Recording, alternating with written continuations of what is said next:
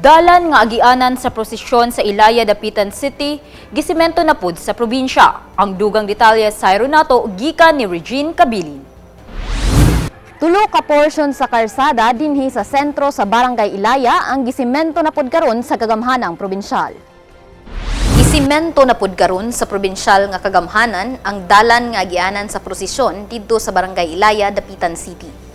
Kini pinaagi sa balor 2.164 million pesos nga 300-meter road concreting project sa kagamhanang probinsyal ubos sa pagdumala ni Governor Roberto Uy. Simentohon ubos sa mga proyekto ang 240 meters nga dalan hangtod sa Ilaya Elementary School sa Purok Damarama, ang 30 meters nga dalan paingon sa Gruto sa Purok Bougainvillea, ingon man ang 30 meters usab padung sa Ilaya National High School.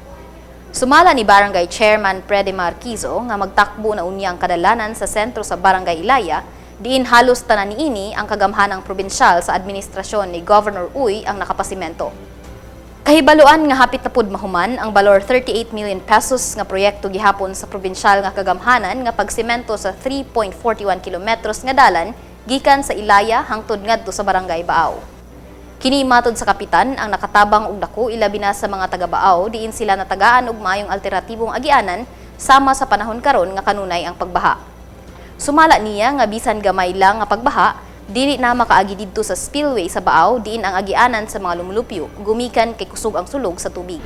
Ana kami road concreting sa Ilaya to Baaw nga hapit na ni siya mahuman. Gagmay na lang ang nahabilin, mga naistagurha, tagutlo ka block, kay mo ito yung ilang mga likuanan.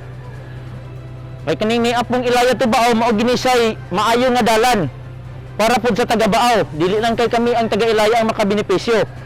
Ang taga Baaw makabenepisyo sila tungod kay kanang ilang ang spillway panahon sa gamay ra gani nga baha maapawa na kana dili na sila makaagi og kuan lang ug maglakaw maglisod pa man gani kay sulog man ang tubig. Muna usa sila sa nakabenepisyo kaning ang dalana. Samtang si Barangay Konsehal Enrico Estoque sa Ilaya ang nagpasalamat ngadto sa opisyales sa probinsya pinanguluhan ni Governor Uy sa padayon nga paghatag og proyekto ngadto sa ilang barangay. Gipamahayag sa konsehal nga isip kanhi magtutudlo sa Ilaya Elementary School, dako niyang gikalipay ang bag-ong proyekto sa probinsya, ilabi na nga kini makaharuhay sa pag-agi dili lang sa mga moapil sa prosesyon kundi lakip sa mga magtutungha ug magtutudlo sa duha ka eskwelahan. Ako isip konsyal dinhi sa among barangay sa Ilaya. So dako ang among pasalamat sa administrasyon ni Gobernador Uy sa iyang paghatag o padayon nga paghatag sa mga proyekto diri sa among barangay. So kani mao nga proyekto so gikinahanglan jud labi na kini agianan sa eskwelahan.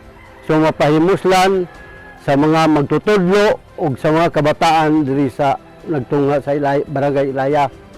Halos tanan diri sa poblasyon sa Ilaya napasiminto sa kagamhanang probinsyal. So halos tanan diri napasiminto ni Gobernador Uy. Busa kami dako kay pasalamat kaniya nga padayon ang iyang paghatag sa mao nga proyekto. Gikan dinhi sa Barangay Ilaya, Dakbayan sa Dapitan, kini si Regine Cabilin alang sa Zamboanga del Norte Provincial News Network. Ang dapig sa kamatuuran, duyog sa kalambuan.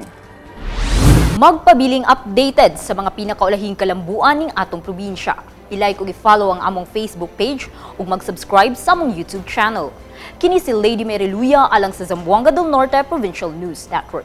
Ang dapig sa kamatuuran, duyog sa kalambuan.